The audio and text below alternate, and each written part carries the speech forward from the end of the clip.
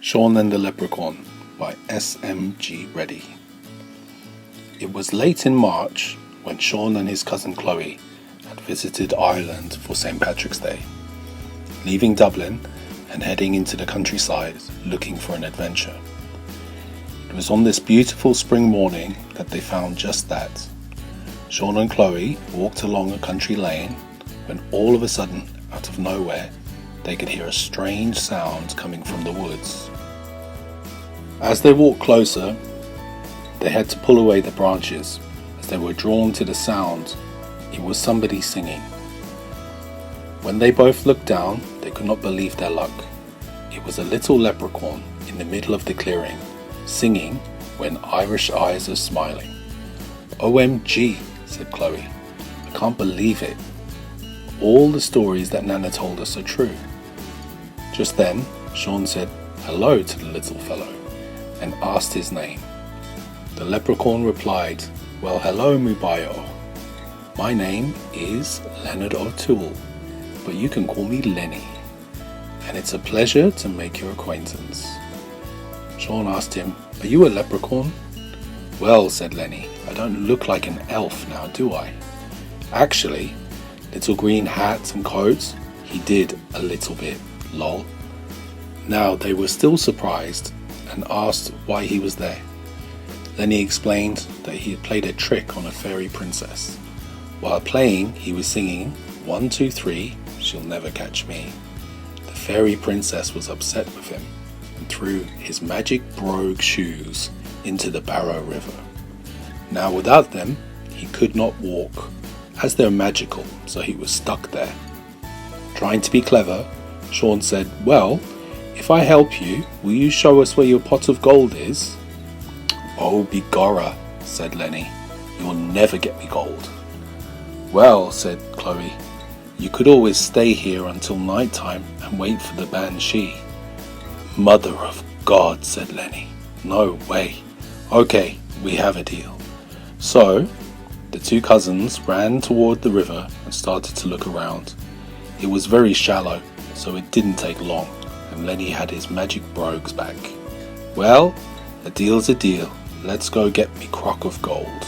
The leprechaun was very happy to be free again and was singing all along the way as the three walked deeper into the woods. Shaun wanted to know a bit more about leprechauns and where they came from.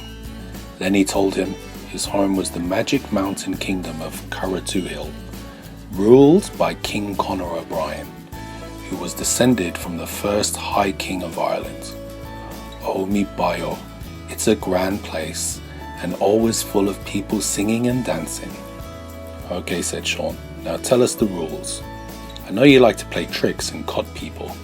Lenny replied, "Yes, and also we can't lie. So if I tell you something, it's 100% true." "That's good," Shaun said to Chloe. Lenny then said, "You already know about my magic brogues. Without them we're stuck. Also, we can turn invisible, but only when in danger. Have you heard the saying, scaredy cats?" "Yes, why?" "Well, that came from us. We just don't like cats and they don't like us." "Oh yes, we do love to sing and dance. Plus, of course, we love our crock of gold. If by some mishappenance we get caught, we can grant 3 wishes in return for being set free." "We don't like that. No, not at all. And we like to mend shoes. Tell me more about your gold." "Well, me bio, it's simple. It's always at the end of some rainbow, and we can only move it at the end of the day.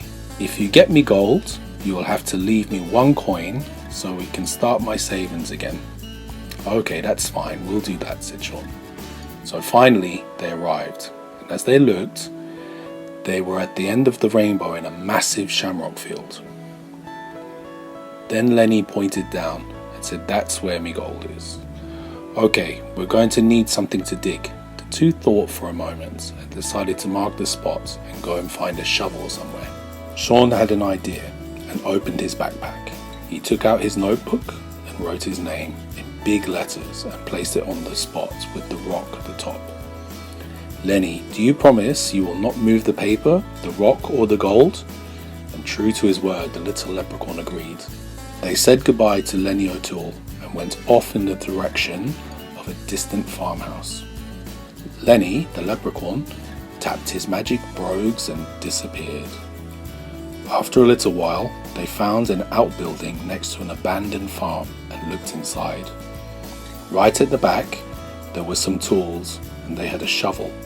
"Bingo," said Shaun. "Let's get it and go." Back they ran as it was getting a little bit dark and cold. "We'd better hurry. We don't have much time," Chloe said. As they arrived, they looked down. "No!" they both shouted. The rainbow was gone and all the shamrock plants had a paper with Shaun's name and a rock marking the same spot.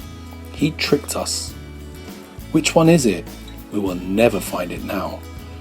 The leprechaun had kept his word, technically, and there was nothing more to do, so the friends had to leave as it was getting very late. They had tried to outsmart Lenny and get his gold, but leprechauns are way too tricky and clever. The end.